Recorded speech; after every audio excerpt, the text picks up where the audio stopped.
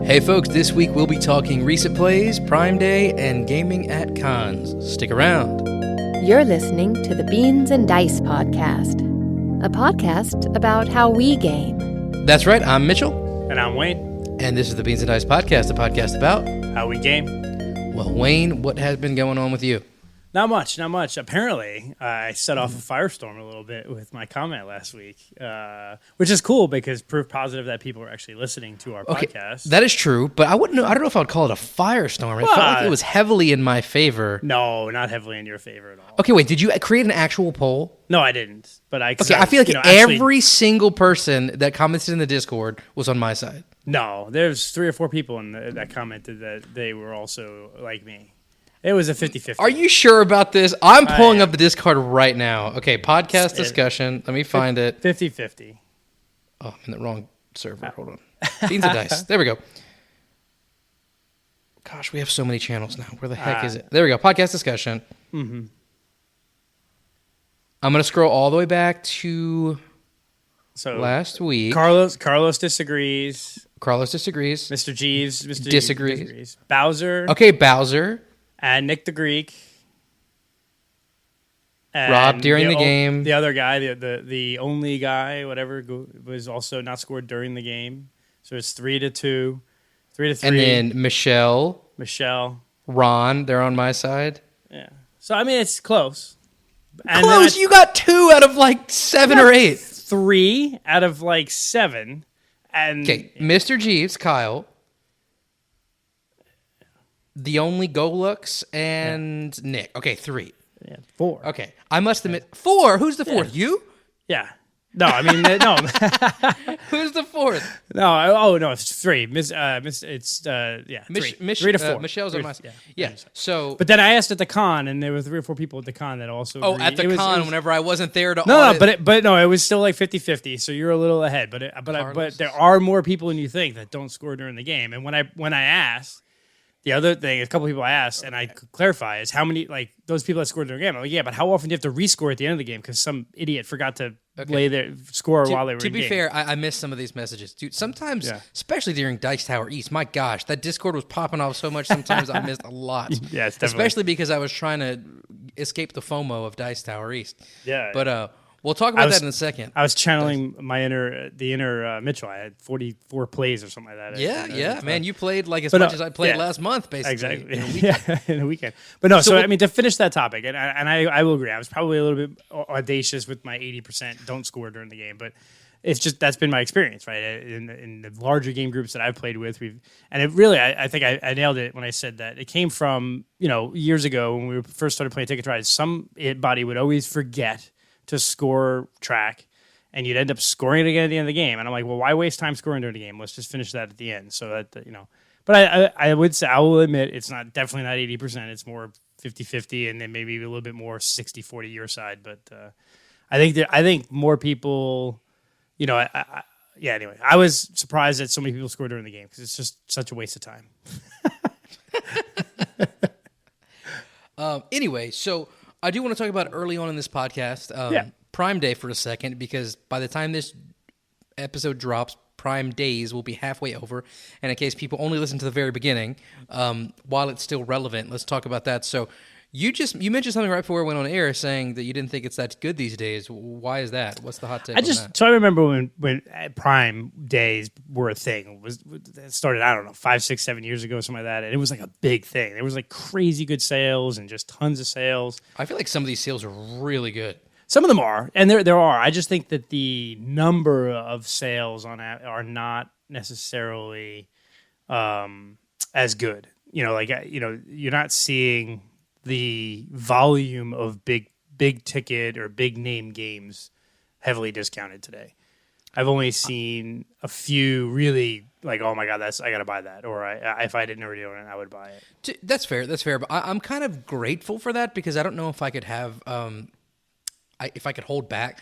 Like I put in the Discord, like who else is being victimized by Prime Day? And someone was like, no, that's a good thing. Like I want more sales. But the thing is, like, whenever a board game is full price and I really like the game, I can kind of justify like, okay, I don't need to pay full price. But once it's on sale, it's like, what if it's never this cheap again? I fall into that gimmick of the sale, so I'm kind of glad I'm not being further gimmicked. Yeah, so far I've only bought one game today, and it was an insta-buy as soon as they posted it in our Discord server, and that was The Great Split. Oh, yes, $20, dude. That is cheap for that game. Insta-buy. We played that. That was the last game we played at Dice Tower East, and it was full 7-player. We finished it in 35, 40 minutes. Dude, it's a great game. Great game. But, I mean, a lot of the other ones are like, sort of second-tier games, right, that are... New York Zoo. I like New York Zoo, but that thing's been on sale at Barnes & Noble. I saw it on sale at Barnes & Noble the other day. Yeah, 50% and I off. passed on it. So if I was going to pass it at Barnes & Noble, I'm going to pass it on Prime Day as well. Although I think Twilight Inscription for $36. That was one that was a pretty. Yeah, because I paid, probably 50% more than that at least. Right. So there's like little stuff here and there, and then there's a lot, and I think it even goes beyond even the gaming. I just haven't been impressed with the quality of Prime Day sales the last couple of years. The only thing I look at on Prime Day is board games. Yeah, I mean, I was looking for some other stuff like outdoor stuff, like a new pop-up tent and various things. But you buy things other than board games? Who are you? Yeah, I know, right? Who does that? But what I do like is, and I feel like they've missed some marketing for it because Game Nerds and what's the other big one? Let me see here. Boardlandia, Miniature Market. They're all running sales too. Yeah. But like I'm on all of their email lists, right? I don't remember getting an email saying, "Hey, we're trying." Yeah, me neither. Obviously they're going on the coattails of Prime Day. They don't want to get But why not email all your email people and say, "Hey, I agree. While it's Prime Day, before you give money to the big corporate giant, look at our sales because we're running sales too, and we know board games, and we put the games that we think that we know that you're going to want on sale today." Like my only thing about those websites is that shipping can be so expensive. And I know there's the gimmick of like, hey, if you spend X number of dollars, you get free shipping. But it's like, am I saving money at that point? So like Miniature Market had a sale. What game was it? I wanted to get Archaeo Society, the new Ethnos. But by the time tax and shipping were in, it was more expensive than the regular price on Amazon. Yeah, so most of them rely on you getting $100 for free shipping, right? Yeah. So anyway, the list of things briefly that I bought today. I got Rhino Hero, play with the kids, Hadrian's Wall, Trekking Through History, Kemet, Blood and Sand, The Great Split, and then on Boardlandia, I got Crusaders, They Will Be Done. Nice. I just got a used copy of Crusaders at Dice Tower East. Yeah. And I almost bought Archaeo Society, but it wasn't really a sale. I mean, it was a sale for them, but the shipping and everything. But there's a huge list. Sam posted a good one that was in the Dice Tower group of kind of the big name items, because if you just search for board games and Prime Day deals, it is like, to be fair, I did go through all of them, but it is very long and a bunch of them are just trash games you've never heard of, or like kiddie games or mass market games that you don't want anyway. There's a couple of other podcasts that do it. So I'll give a plug for, and this is just because I listened to it, is the Tabletop Bellhop podcast. He's out of Canada, I think, and he does stuff where like part of his deal or how he makes his living is, he's like an Amazon affiliate. So he finds all the sales and posts it to his website. But if you didn't want to support somebody like that, you could just go to his page and he's got them all listed, and then you just go over, search for it regularly. But so Trekking Through History, I love that game. You're going to love it. It's super fun, fast. You've got 2 kids, I think, that are maybe around my kid's age. My son's 9. 8, 9. Yeah, perfect. Trekking the Parks, Trekking the World, Trekking History, and Her Story are the 4 games from that company, and they're all fantastic. So History, it's a little bit heavier than the other 2, yeah? Not much, actually. Not much? I think History is probably about as heavy as Trekking the World. See, because World, I've played it online, and it doesn't have enough going on for me, but something about History, maybe it's because I was a history major and I taught history for 9 years, but it really appealed to me, and I was really bummed that I ended up not backing it based on the fact that I didn't like World. Yeah. I like them all. I think I do like History the best, and I think that's the one we've played a bunch, and I just love it because I played it with gamers, and I played it with my family, so it's really fun. It seems like it does more unique things than the other 2 do. Yeah, or the definitely. Earlier 2. Yeah. I can definitely get with that. I mean, I'm sure there'll be more sales tomorrow. I also like our Discord server. Big plug for that. Come and join the Beans and Dice Discord server. But we got people posting all the sales from all the different sites. And the one that I'm taking advantage of is actually Ashley posted that IKEA is having a buy an $80 gift card, get Calyx. 20% discount, basically. And I don't need shelving, but I want to get a couple of like reading chairs. And do they ship that to you? So we have an IKEA right here in Tampa. Okay, this is crazy. So there's if you're listening out there, Logan, a guy locally, he's new to the hobby, but he drove. So I live in New Iberia. He lives in Youngsville, Louisiana, which is southern Louisiana. He drove 6 hours one way to Dallas, Texas, to pick up a Calyx, and it's like, dude. Just go to Bed Bath & Beyond, get one of the off-brand ones. Yeah, just get an off-brand one. It's crazy. So a 12-hour round trip this man went with his children, stopping at Buc-ee's just to get. Hey, we're getting those Buc-ee's here in Florida too, in Tampa soon. But no, we have a giant IKEA right here in Tampa, and I can just order it online, and they'll pull it for you, and you just drive up and they'll throw it in the back of your car. Yeah, it's pretty good. So. Yeah, so we'll do some stuff like that. And the one that it's not really discounted too much that I'm so tempted to buy is Azul Mini. I saw it, but it's just like Azul is already pretty small. But why do you need something small? Oh man, let me tell you, this is like you could play it at the beach. You could play it at a bar. Do you really want to play Azul at the beach though? Yeah, why not? If you're just sitting at the bar at the beach or something like that, or sitting under a thing. I that's what I'm saying. I don't really need it, but I've seen Carlos bought it. How small are we talking? It's like the board is like. Maybe like all those listening can see. Yeah, all those listening. No, right now. I was going to describe it. It's like 4 or 5 inches square. But what's cool? How small are the tiles? My God, is it Tic Tacs? They're like they're like half the size of Starburst, maybe. But it's pretty cool. Is the board is all like you click the tile in, and it would stay. So like you could play in a car, and like it'll withstand like bumps and stuff like that. So it's definitely like those old school like travel games or travel versions. Nice. By the way, sorry if you guys are hearing my cat. He's wanting to go outside. My neighbors have been complaining because he's going in their yard, so I'm not letting out. So if you hear random wails, sorry he's about that. killing every random every animal in sight. So, but yeah, so I think so far it's been an okay Prime Day. I think there's been better Prime Days. I'm really a little disappointed that some of the other game companies haven't really marketed more. Although I think we know that Game Nerds, the last time they had their like Nerds Day or whatever it is with their big sales, like one every hour. There was a lot of uproar about the slowness of shipping after that, and how long it took. Yeah, what was it? I'm trying to remember. I don't remember which website it was, but like about a week ago, it's a website that sells Kickstarter versions. My buddy Logan, who I was just talking about, he ordered a Kickstarter version of something, and like it was going to take a month because their sale was so big they just couldn't handle it all. It wasn't Game Nerds, but it was something similar to that. Yeah, there's a couple like that, but.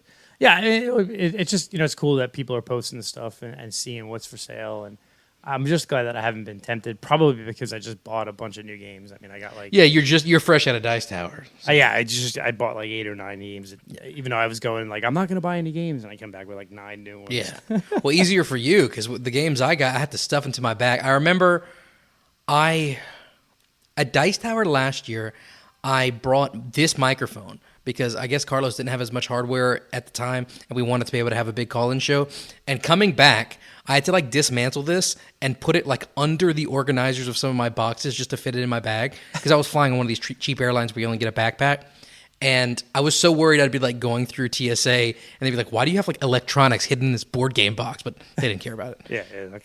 So that's a good segue, I think, into Dice Tower. And I know you don't want to spoil too much because I'm sure y'all are going to talk about it on the show as a major topic, but I'm sure there's some things you're itching to talk about. Yeah, I think, so a big plug, if you're listening to this is going to drop Wednesday, and we have our live call-in show every Thursday night, 9 to 11 p.m. Eastern Time. We're going to definitely do a Dice Tower recap and talk about games played and experiences.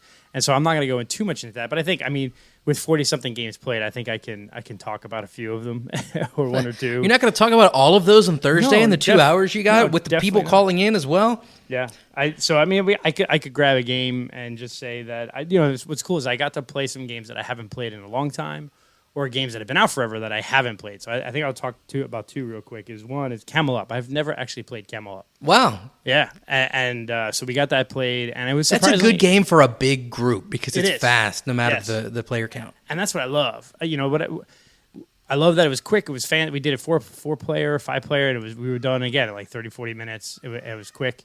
I definitely can see the appeal of it. It's a fun game. I don't necessarily need to own it, although that's a game I think I could easily play with a family. Like a kid, my 9-year-old could easily grasp that and play it. My wife could easily grasp it, and get it played. So I really enjoyed playing that for the first time. And then the other one is Orleans. I haven't played that since the year it came out. It just hasn't. Wow, that's been out for a while. It's been out for a while. I remember playing it at a con, maybe the first year or so it came out, and I was like, oh, I love that game, and I just never got a copy of it. And so I got to play a copy, and I was like, oh, okay. Now it took me like about half the game to remember it. I'm like, because I was playing with Diego and some of their friends, and he said, have you played this before? I'm like, yeah. It's probably been 10 or 15 years or whatever it is. I don't know how long it came out. And he's like, oh, really? I was like, yeah, I guess I'll figure it out as we go along. So I about halfway through the game, I was starting to click like, oh, that's what you got to do. But yeah, that's a cool game. Definitely enjoyed the bag building aspect of it and racing up the tracks, which is, that's why it's one of Rob's favorite games, because it's cubes and tracks, right? And just pushing things up. But I like that it was not a lot of downtime. I think tangential, and this might be a good topic for a future week, but I think playing all those games in a 4 or 5 day period, which is probably the most games I played in a 4 or 5 day period in a long, long time. I realized how much I despise downtime in games. Like yeah. I'm a bit, people were joking that I'm more closer to a Mitchell. I should move to Louisiana. That's awesome. Yes. Like it'll be my turn, and my turn is over within 30 seconds to a minute. I'm done. And then if I have to sit there for 10 minutes waiting for it to get back to me, I'm just in my head going, oh God, please just go quicker. Go quicker. Yeah, especially if you're playing with people you don't know and they're not as into it as you are. Probably the game that I think I enjoyed a lot, and I may or may not talk about it tomorrow night or on Thursday night, is Woodcraft. I don't know if you've played Woodcraft. Yeah, I'm not a fan.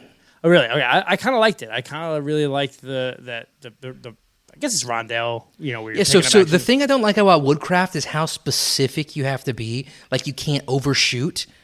Right. You know what I'm talking about? That is it's very brutal in that sense. It is. So I played it, and it was late night, and I kind of got suckered into it as I saw it. And I'm like, oh, I want to play that because I've heard some good things about it. Suchi. Yeah. And there was, Vladimir Suchi. There was a guy setting it up, and he looked like he knew he had to play because he didn't. All he had up was looking for a player flag, and so he was starting to like set it up. And then two of us from the group went over, and I was coming over late. And by the time I sat down, I was sat down with Amanda, and she was looking over me like with eyes going like this, and like quickly realized he had no idea how to play and no clue how to play this game. So I'm like, oh, I don't want to be a jerk and get up and play. Let's get the rule book and let's figure it out. Thank God, like about 15 minutes in of setting up and getting everything ready, a woman walked by and said, oh, you guys playing? Do you need more? I know how to play. Great, sit down. That works out. Worked out. So it's funny you mentioned you don't want to be a jerk and get up. At Dice Tower last year, for whatever reason, I was playing with randos, not with the Beans and Dice crew, and somebody sat down and said they wanted to learn the game. I set up the game. I explained the game, and they're like, yeah, I don't think this is for me, and they just walked away. And it's like, okay, I'm so glad I just spent 20 minutes teaching you this game. I guess I'll try to find someone else. But sorry, continue. But I was just saying, so I could tell I would enjoy the game because this guy, the gentleman, nice guy though, I'm not going to, I don't even remember his name at this point. But was it Tom from Florida? No, it wasn't Tom from Florida. But he would, oh my God, he was taking like 10 minutes for a turn. I was like, every time I got to him, he was like, and then he was like, the woman who knew the game was like explaining things to him and try to help him. And we, like she was giving like a help, and then he would and then he would grab the rule book to look for what she just explained to him. And I'm like, oh my God, I'm gonna die. And so it was a painful gameplay experience. And I have nothing. The guy was very pleasant, but he definitely was way over AP'd for this type of game. And especially if it was, you said it was late at night. Yeah, it was late at night. It was like that's 11, horrible too. 30 midnight. Yeah. But I didn't despise the game. So that's why the I'm like, experience wasn't great, but the game, right, and that's why I'm like, okay, this game is probably one I would really like if I played with a group that knew the game and were playing it, because the fact that I was engaged, even though there was like 10 minutes between turns, like I'm just sitting there like, God, please, speed it up. That's why I'm like, you know what, I think I really like this game because I wasn't like wanting to, gouge my eyes out, and so that's a good thing is, we're trying to. I didn't want to kill myself, which was great. So those are the games I would talk about, and then the other one I would just mention is that I brought my copy of Comic Hunters. It got played by almost everybody in the crew. From Brazil, right? From Brazil, straight from Brazil, and everyone in the group, everyone that played it loved it. They were like, "Oh, why can't we get this game in the States?" So it was good. It was. I was glad that I was able to get a copy and get it there. I like, it's like sharing games that you enjoy and love with people. So it was a lot of fun. So those are my recent plays that I'll talk about. I'm sure we'll hit a lot more and the experience on Thursday. So please check us out. Cool. Yeah, so I know we're already kind of getting into the topic of con gaming, but while we're still kind of on recent plays, I'll mention one quick recent play, and that's Shake That City. It was a Kickstarter from AEG recently. Did you see that anywhere at Dice Tower? Is that the one where you throw the meeples, and if is that one where it's no? I'm not sure what you're talking about. There's one where you throw. Sorry, it's tangential, but there's a new game out or something that came out in the last 6 months or so where you, instead of throwing dice or throwing stuff, you throw meeples, and depending on how they land, up, down, or on their side, is how good they are in the next turn. Oh, that's cool. Yeah. That'd be something I'd be interested in. No, but Shake That City, so it was an AG Kickstarter. My buddy Logan got it, and we played it. So it's got this cool little mechanism thing. It's made out of cardboard and rubber bands where you drop all these colored cubes in, and it's like you push a button, and it deposits them in a 3x3 grid randomly. Not all of them, but some of them. And you pick it up, and it's a tile placement game, so you have a board that's obviously bigger than 3x3, but then you have to pick one color, and you have to place them in your grid in that exact orientation as they are in that 3x3. And whoever's first player picks one color, everybody else picks another color. And it's just like, I think, 14 rounds. So very, very quick. You pick a color, you put them in, and then it's in-game scoring based on, each color scores differently. But that gimmick of that little thing is what makes the game. You push the button, it pops out 9 cubes, and you can't rotate it, you can't flip it. That exact orientation is how you have to put it. So it's pretty cool. I don't know if it's widely available because he just got his Kickstarter like a week or two ago. But it's one I'd be on the lookout for if anybody's into the hotness. Yeah, I don't recall seeing that, and it definitely wasn't on the hot tables. It was interesting that the hot games tables, there were some games that were definitely new, and some games that had been out for a while at the hot games table. So it was kind of interesting. But no, that's cool. Speaking of hot games, I have Expedition supposed to be arriving any minute today. Did you get a chance to play Expeditions at Dice Tower? The table was full all the time. I'm sure. And then when it wasn't full, I didn't have access to any of our game group because I'd get down. I don't necessarily sleep a lot, so I would always get down to the game room at like 8:00. And there wasn't a lot of people in the game room at 8:00, but I didn't want to necessarily sit down with a bunch of randos or whatever we call them, right? But it was just busy during the day, so I actually didn't get it in. I know Rob did. He played it. Nick, they actually, was that Meeple Source booth, they had all the Stonemeyer stuff there, and they actually had some copies for sale, right? For sale. And so Nick got a copy of like the one with all the metal mechs, and they they learned it at Nick learned it and set it up at like 11:30 midnight. And then him, Rob, and a couple of people went and played it. And I was like, I'm going to go to bed because it's a little too late. I mean, I could stay up late normally, but I'm like, I'm just going to get up early. So I never got it to the table. But now we know a couple of people that have it. They liked it. So I definitely want to get it going. I got a lot of the other hot games played, but that's one of the only ones I didn't get played. Did you stayed at the Crebe? Yep, stayed at the Crebe. Did you room with some of the guys, or was your family with you? I just had my own room. And then my family came up on Thursday night. Gotcha. Yeah. I think it's a kind of a good segue. We talked about, we're going to talk about con gaming and just conning in general, I would say.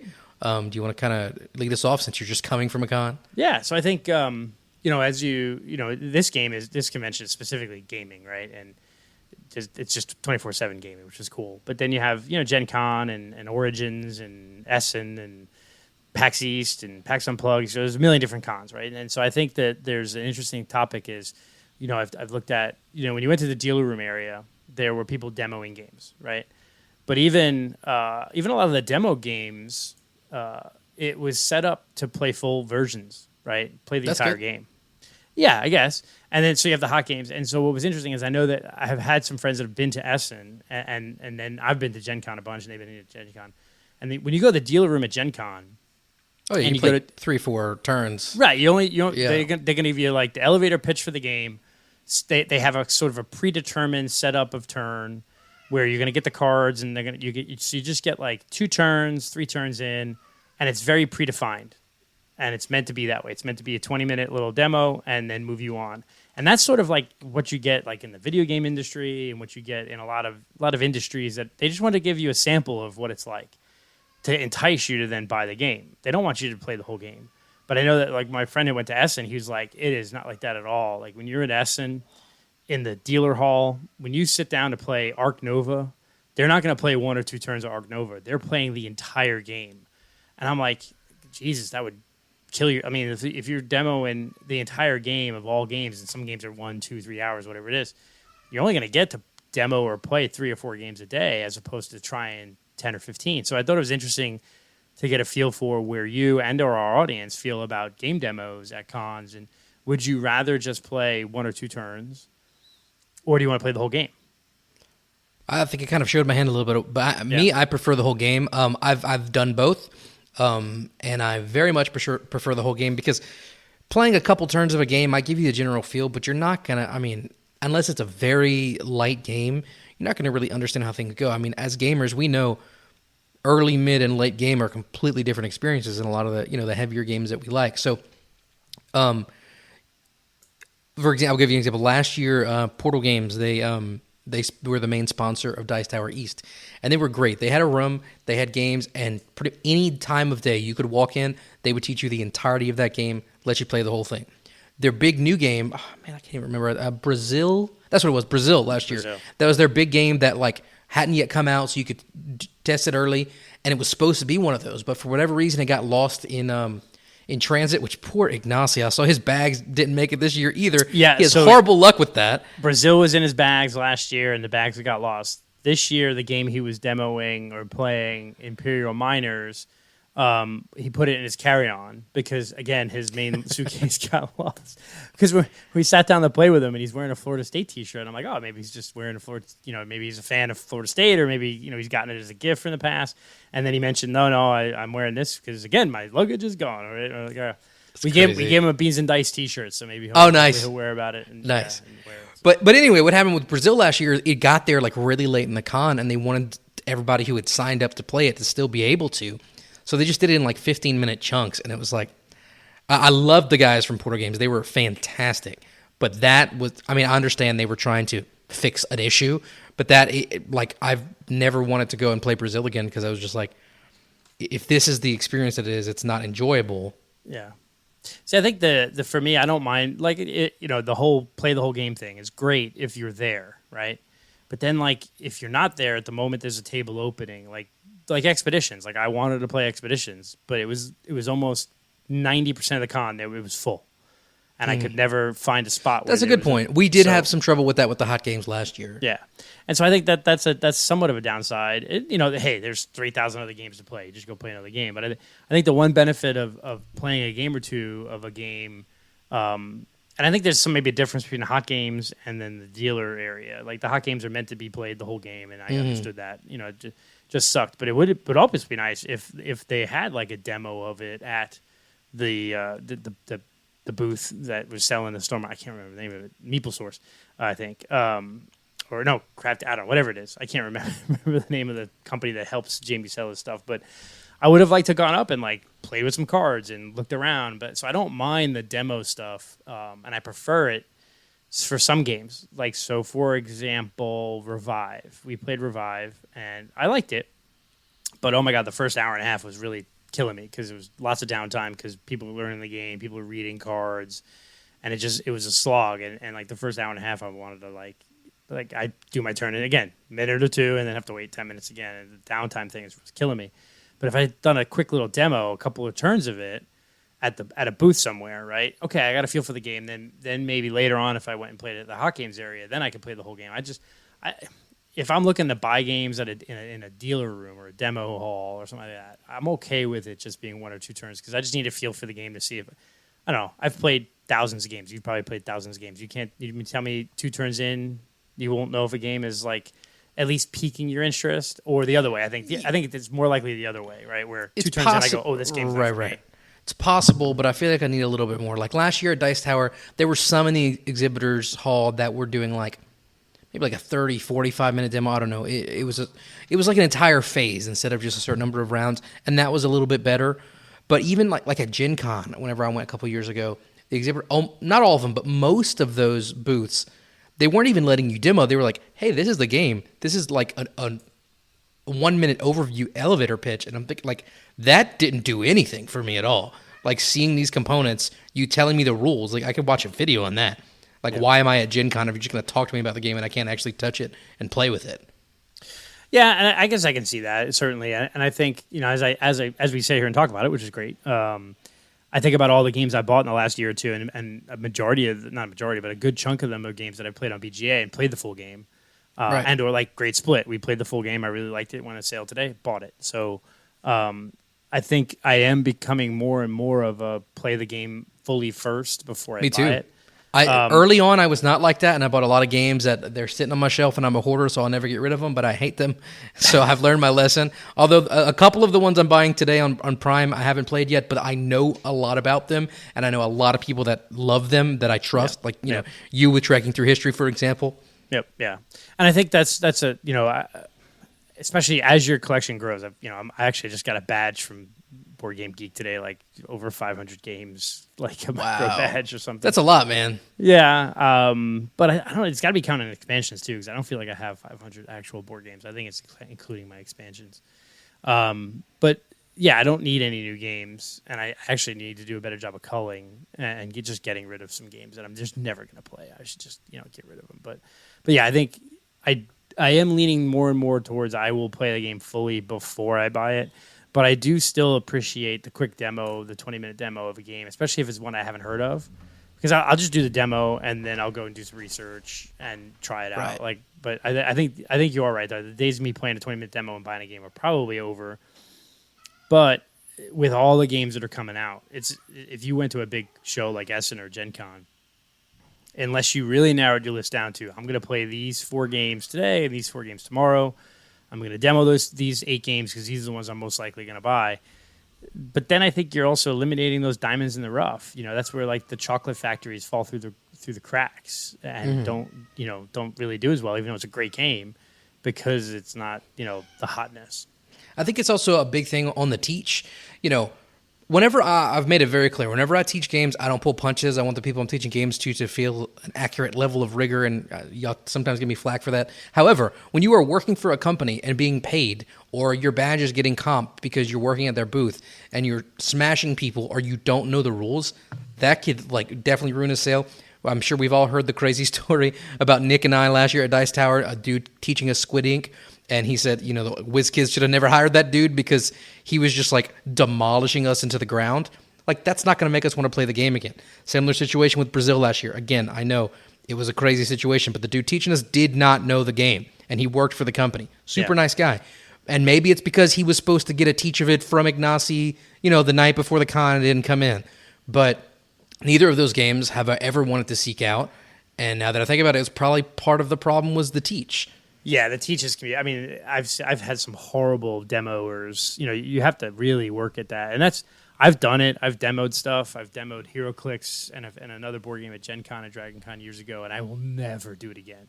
Because one, people can be nasty or rude or whatever, and you're standing on your feet for 14, 15 hours at those demo tables, and the floor is hard as hell. Your feet just ache at the end of the day.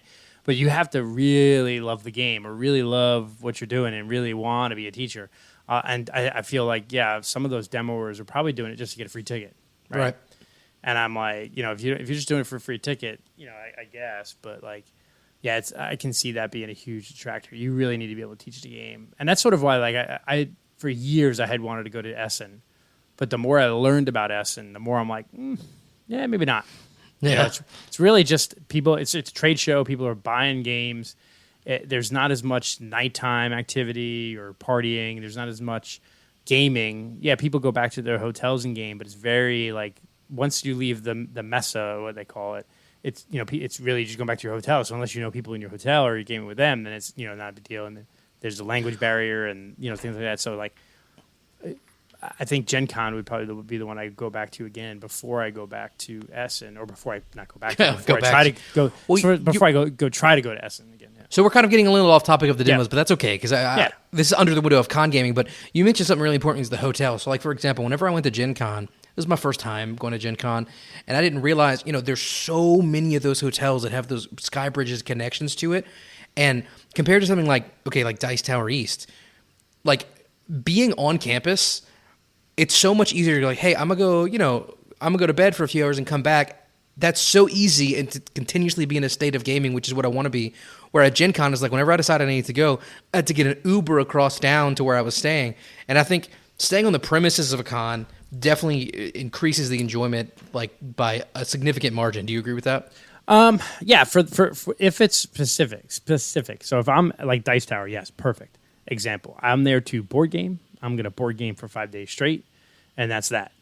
But when I go to Gen Con, I'm not necessarily in that uber gamer. I'm gonna get 45 games in 5 days. I'm doing a couple of the parties. I'm doing the True Dungeon, the LARP thing that lets you go through a dungeon.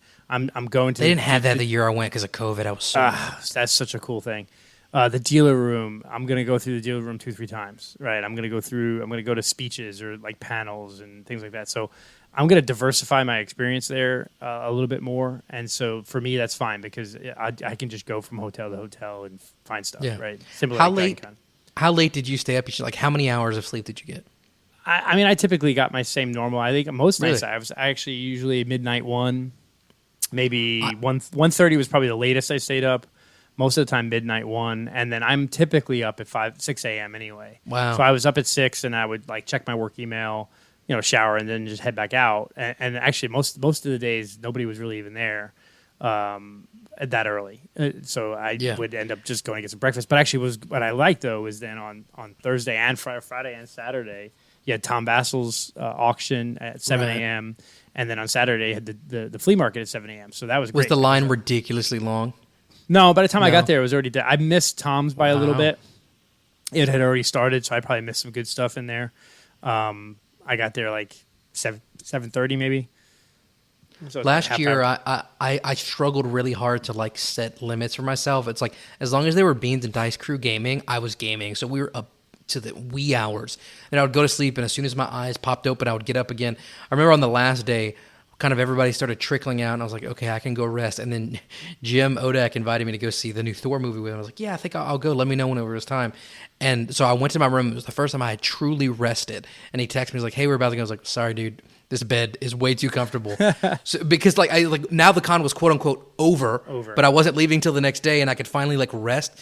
I just was in this mindset of like as many games as possible. So I'm glad you didn't fall into that same trap. And I got a little bit of rest. Yeah, I basically got I know like Rob would stay up a little, Rob and Jim and a couple of those guys might stay up a little later, like 2 or 3, because they started a game at midnight or midnight 12:30. But it was good. And then I think by Saturday night, I was gaming with a few folks, and we just basically looked at each other and we said, all right, no more complicated games. Let's just crank out simple games. And we did like Sagrada and like all the Azules and things like that, and just ranked through all those, which was fun.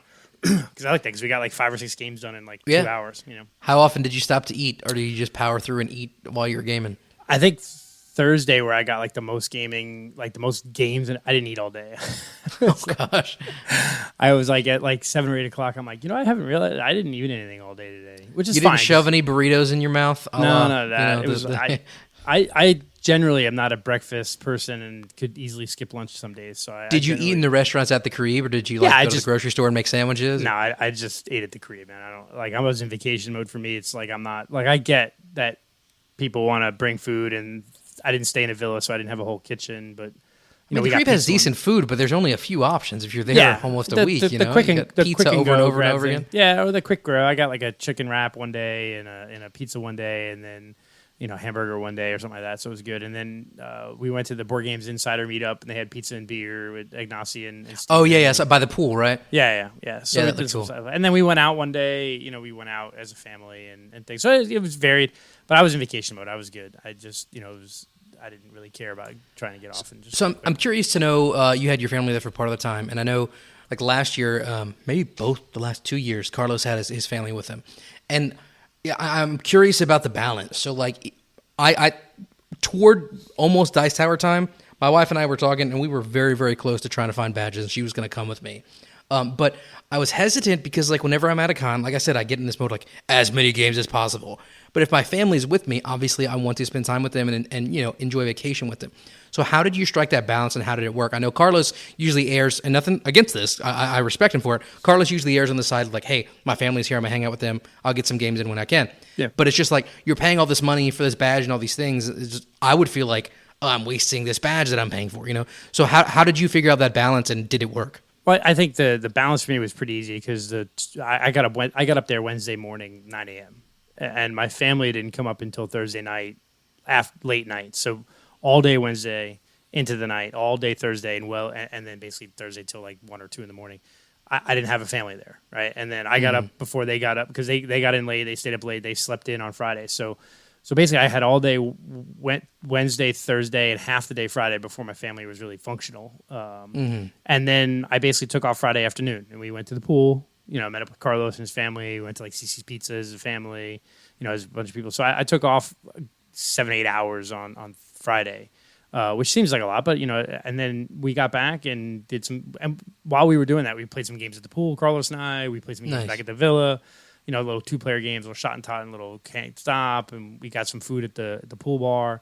So it was family time. Kids at the pool playing. It was funny. It's Rob's son, my son, and Carlos's son.